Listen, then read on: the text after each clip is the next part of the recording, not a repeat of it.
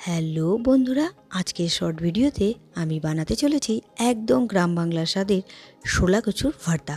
খুব সহজ উপকরণে তৈরি এই ভর্তা গরম ভাতের সঙ্গে খেতে লাগে দারুণ মজাদার। যারা ঘরোয়া ও ঐতিহ্যবাহী বাঙালি খাবার পছন্দ করেন তাদের জন্য আজকের রেসিপি একদম পারফেক্ট। তাহলে চলুন দেরি না করে দেখে নেওয়া যাক কীভাবে এই সুস্বাদু শোলা কচুর ভর্তা বানানো যায়। আমি একটি শোলা কচু নিয়ে নিয়েছি আর ছোটো ছোটো করে কেটে নিয়েছি। শোলা কচুটা আমি একটু সেদ্ধ করতে বসিয়ে দিলাম জল দিয়ে, কড়াইতে ঢাকা দিয়ে। ঢাকা খুলে নিলাম। 4 মিনিট পর দেখুন সেদ্ধ হয়ে গিয়েছে।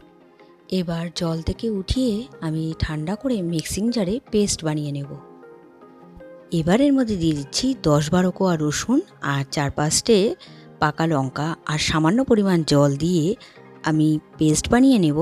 পেস্ট বানিয়ে নেওয়া হয়ে গিয়েছে। এবার কড়াই বসিয়ে দিয়েছি। কড়াইতে দিয়ে দিলাম সর্ষের তেল। প্রথমে এর মধ্যে দিয়ে দিলাম একটা শুকনো লঙ্কা অর্ধেক করে, আর দিয়ে দিলাম কালো জিরে 1 চামচের মতো, মশলা চামচের। এবার ফোড়নটা একটু নাড়াচাড়া করে ভেজে নিচ্ছি।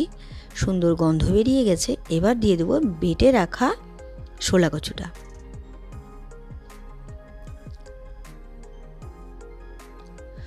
শোলা কচু দিয়ে এবার অনবরত নাড়াচাড়া করে ভেজে নিতে হবে। আর এর মধ্যে শুধুমাত্র পড়বে হলুদ গুঁড়ো আর নুন, আর কিছুই পড়বে না। এবার অনবরত নাড়াচাড়া করে আমি ভেজে নেব। এর মধ্যে দিয়ে দিচ্ছি পরিমাণ মতো নুন আর দিয়ে দেব হলুদ গুঁড়ো। এবার অনবরত নাড়াচাড়া করে ভেজে নিতে হবে যতক্ষণ না এক্সট্রা জলটা টেনে নিচ্ছে কড়াই থেকে। দেখুন আস্তে আস্তে টেনে নিচ্ছে কড়াই থেকে, আর একটু একটু করে লাগতেও শুরু করে দিয়েছে।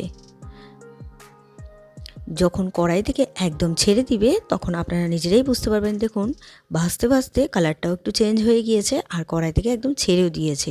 তার মানে বুঝতে পারবেন ভর্তাটা একদম রেডি। এবার আমি নামিয়ে সার্ভ করব। তৈরি হয়ে গেল আজকের রেসিপি শোলা কচুর ভর্তা। গরম গরম ভাতের সাথে খেতে কিন্তু দারুণ লাগে। তাহলে রেসিপিটি যদি আপনাদের ভালো লেগে থাকে তাহলে ট্রাই করার অনুরোধ রইল। আর ভিডিওটি ভালো লাগলে like, comment, share and subscribe করতে ভুলবেন না। বাই।